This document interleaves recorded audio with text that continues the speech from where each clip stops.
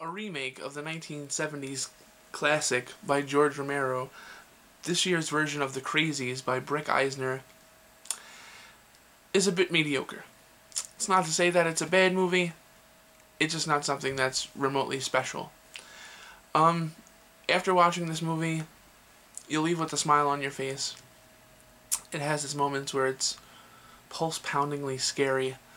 I was scared a couple of times, legitimately, where I jumped. Good cinematography, good camera work. But overall, it feels too much like an homage to Romero than a truly fleshed out remake. When you read the production notes for this film, they say that they were trying to increase the scope and they took many things away from the original to kind of give this film its own feel. And just like any Romero film, the story really isn't about the zombies, or in this case, the crazies. It's about the people that are affected by the crazies. And David Dutton, played by Timothy Olyphant, you remember him from movies like Hitman, he was alright in, Rockstar, when he was the guitarist in Blood Pollution, and then later at the end they get in that corny, like, old fart band and stuff like that, and Deadwood, which he was awesome in. And he was really strong in the movie. The script really didn't give him as much room to play as I would have liked to have seen him. But overall, he was good. He proved that he could be a leading man in a horror flick. His wife, played by Raha Mitchell, you've seen her in tons of stuff. She's been in a ton of TV. Really good looking blonde woman. She was good too. But again, it just seems like the plot and the script seem too much like things that we've seen already from Romero.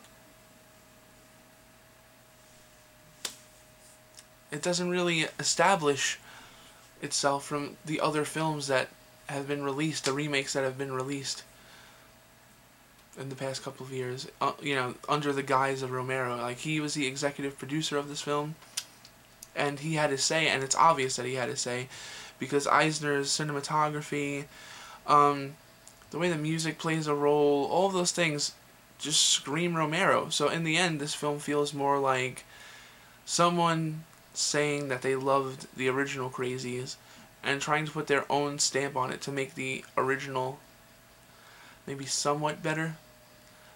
But in the process, you have a film that doesn't really set any new ground. Yeah, it's funny at times, it's scary, it's gruesome, and you won't be disappointed when you see it, but it's not a once-in-a-lifetime horror film.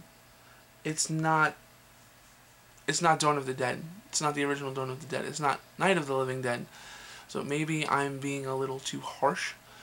Maybe I'm trying to put this film in a category that it doesn't belong in. Maybe that it was never intended to belong in. But like I said, overall, it's not a horrible movie. It's something that's enjoyable. But again, it's not a once-in-a-lifetime horror flick.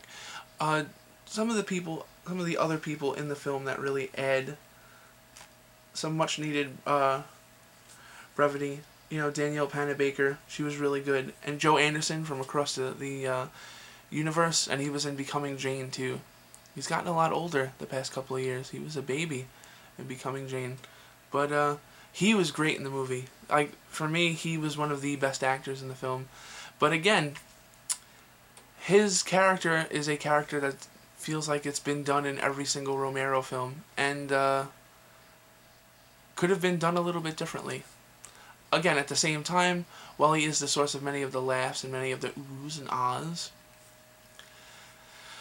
Eisner could have done something a little bit different to kind of make this a little bit less like the original. Yeah, he took the military point of view out of it, but overall it's still a character study on people in a terrible situation, and that essentially is what Romero is all about.